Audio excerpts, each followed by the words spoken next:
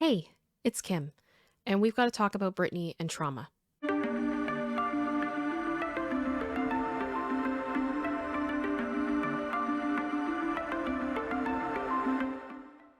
Just a quick note before the video really starts. Last night there was a huge dump of documents that came out of court to do with Britney and TriStar Entertainment and the conservatorship.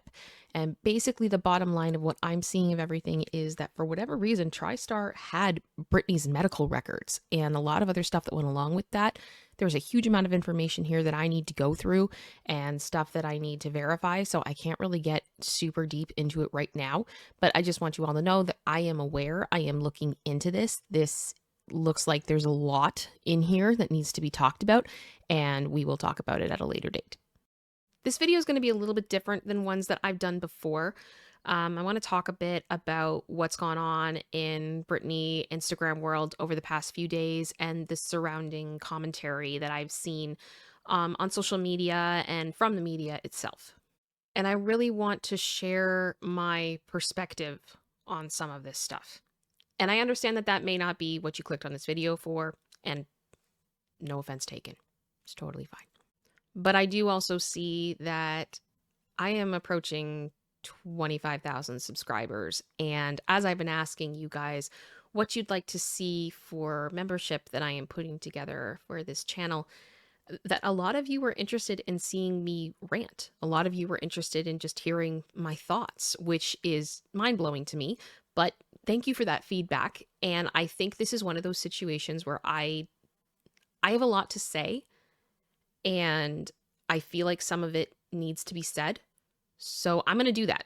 So the last few days in Britney world have been eventful. Britney made a post that some people interpreted as body shaming Christina Aguilera. Now, when I read this, my main takeaway from it, although I will agree that I think it was poorly worded, she was venting that a lot of her dancers were either smaller than she was or she perceived them to be smaller than she was. And when you combine that with her family telling her all the time that she was fat, she needed to lose weight, and I'm limiting her diet and all this other type of stuff, it really messed with her head. And I felt like that's where she was coming from when she made that post. And unfortunately, this post started a stan war between the Britney stans and the Christina stans. All I will say about that is that the wars between Christina fans and Britney fans always becomes a powder keg. It becomes a mudslinging competition of people saying Britney said this, that Christina said that, and then everybody goes crazy. And there's no pleasing anybody, and I do not want to feed it. But yesterday, Britney posted something on Instagram confirming that where she was coming from was a place of insecurity to do with how she had been judged and the trauma that she's experienced through her family. Shock. So that's what happened. It seems like everything's good. We're all good now. We can all move on. Let's let it go. Let's be like Elsa. Let's let it go. And now we get into the post that came out last night. Now, this is the one for me that is important. And I have a lot of feelings.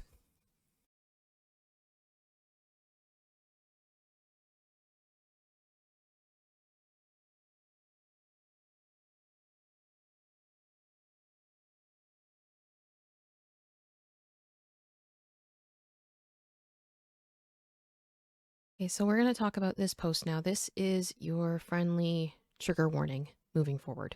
I'm going to be discussing trauma. I'm going to be discussing SA. I'm going to be discussing childhood SA. And parts of this are going to get a little bit heavy. So if this is something that might be a little too intense for you, I just want you to know that's okay. But I'm going to go ahead and talk about this. Before I talk about any of this, I just want to put a friendly disclaimer. I'm not a doctor. I don't know Britney Spears.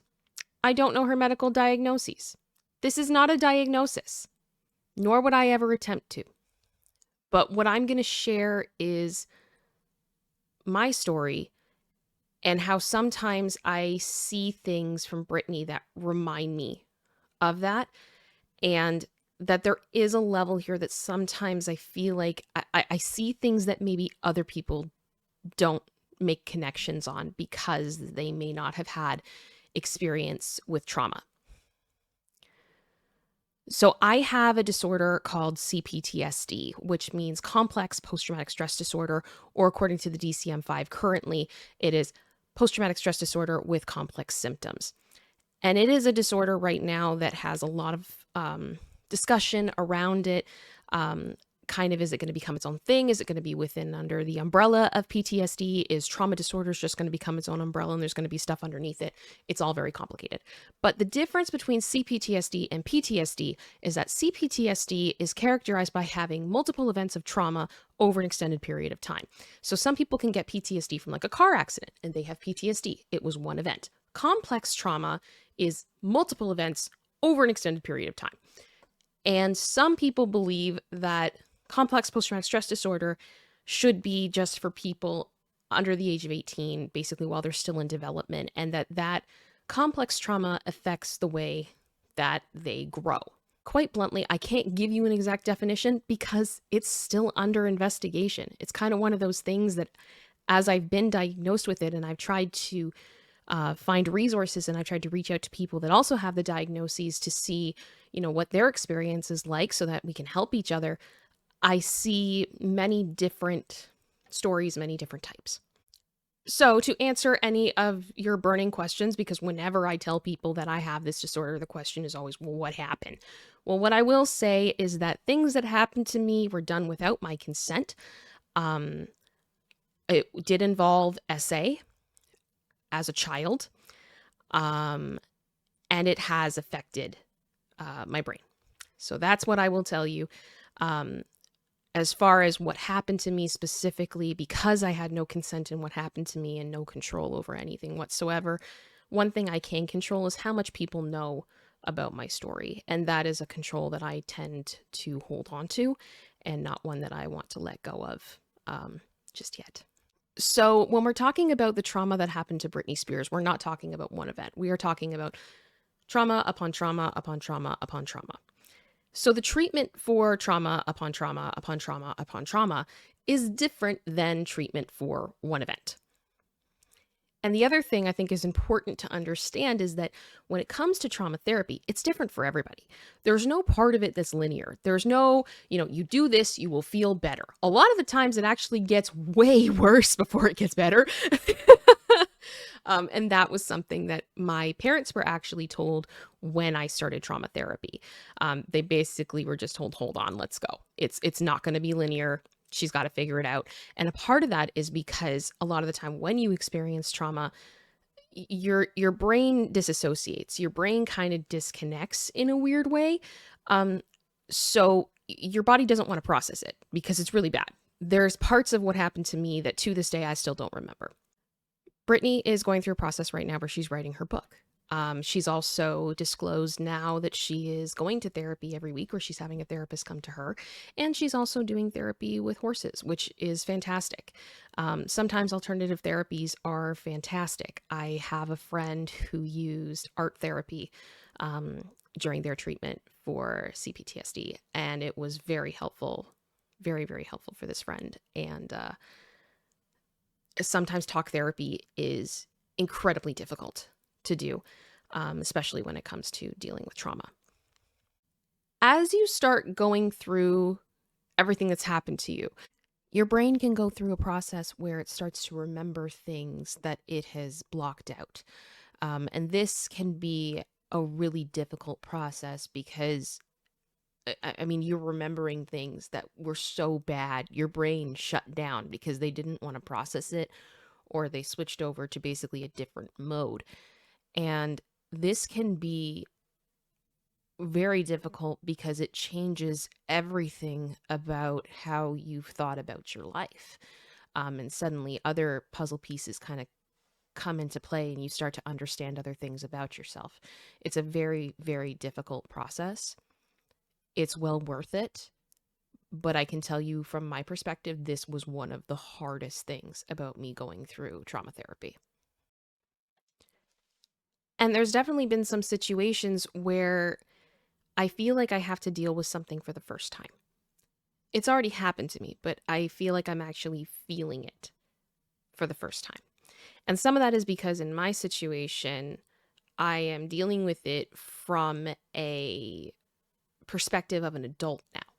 I had limited feeling of it and understanding of it as a child, but now as an adult, I not only grieve the situation from the perspective of an adult, but I also grieve it from the perspective of a child. And sometimes I feel like when I'm processing, there's a third level, and it's that I am an adult looking at a child, understanding that this is what the child went through, and trying to show love to the child that I was. It's a different level of grief, and I don't know how to explain that. Basically, what I'm trying to explain to you is that unpacking trauma is hard. It's really, really hard. And there's going to be points where things that you accepted as normal are reintroduced back into your critical brain, I guess, for lack of a better term. You realize how messed up it is. You realize there are parts of you that you turned off to protect yourself. And then when they turn back on, it is a absolute rush of emotion. And sometimes it happens in the most random situations you can imagine. And I really believe that that's part of what we saw last night in the Instagram post that Britney shared. I have had similar moments where all of a sudden I feel something after not being able to feel that for a very long time. When I was in high school, I found this song that I loved, and I didn't know why I loved it because I didn't really relate to it in any form. But for some reason, I felt like it just spoke to my soul. And I had another one later on. When I was in college, I had the same type of experience. I didn't know why, but it was like when I listened to it, there was a part of me that felt almost like free. I know that that sounds weird, but I don't know how else to put it. And part of my story is that I didn't remember a lot of the things that happened to me until I was 28. So me, as like the the following years progressed and I started to go through trauma therapy, and I just have like my music on and I'd hear these songs come on.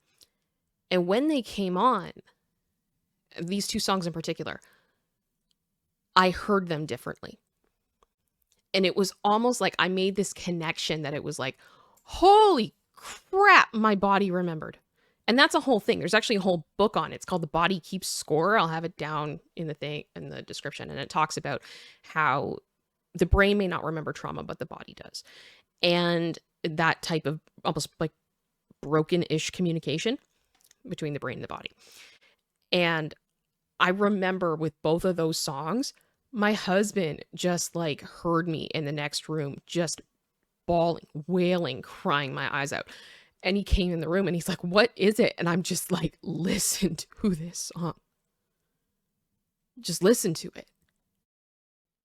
So this is one of the songs.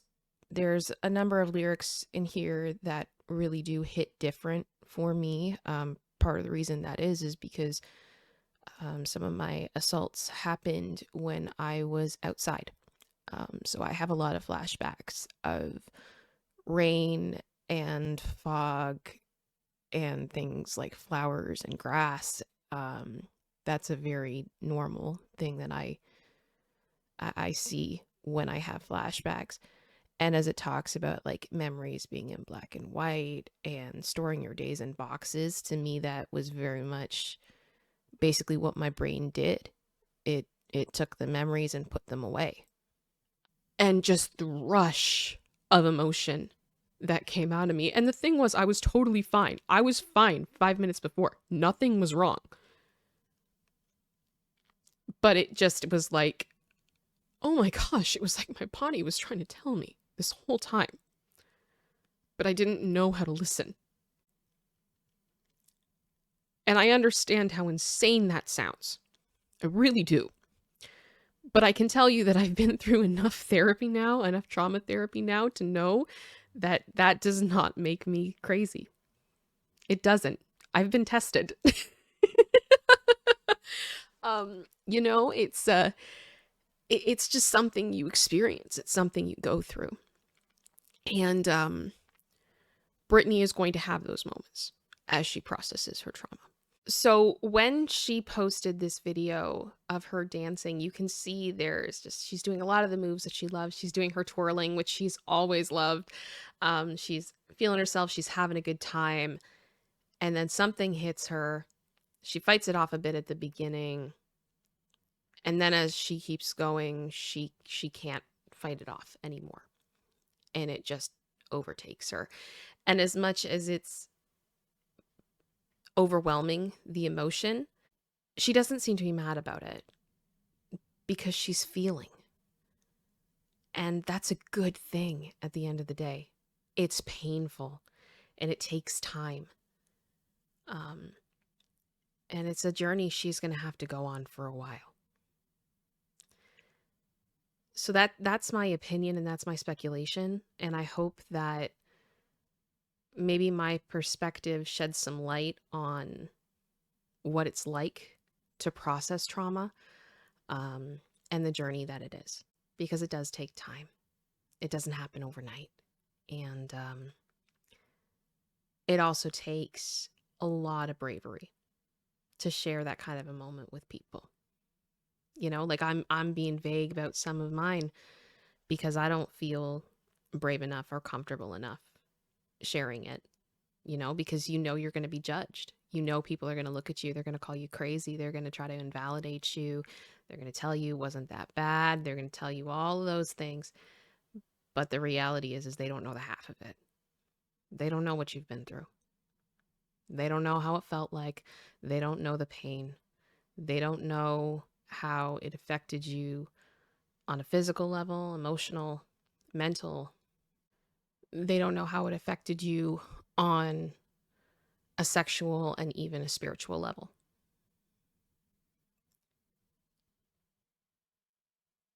And each of those is a process. And it's a process that, for me, started in December of 2018. And I'm nowhere near done. She is processing. And she needs our support and our love, not our judgment. As far as Britney goes, posting what she did last night is hard. On multiple levels. She posted that she did not intend to hurt anyone with what she said. She acknowledged that she did. And then she posted a very vulnerable video of herself. That's bravery. I think that's something people kind of discount. Vulnerability is bravery. Big time. Big time. And I think as a world right now, we need to embrace vulnerability. We need to embrace empathy, because everybody's pretending like they got it all together. Everybody's pretending that they're fine. None of us are fine. Anyway, there is my rant. And that's what I have to say for now. Thanks so much for watching. I know this was long. Much love.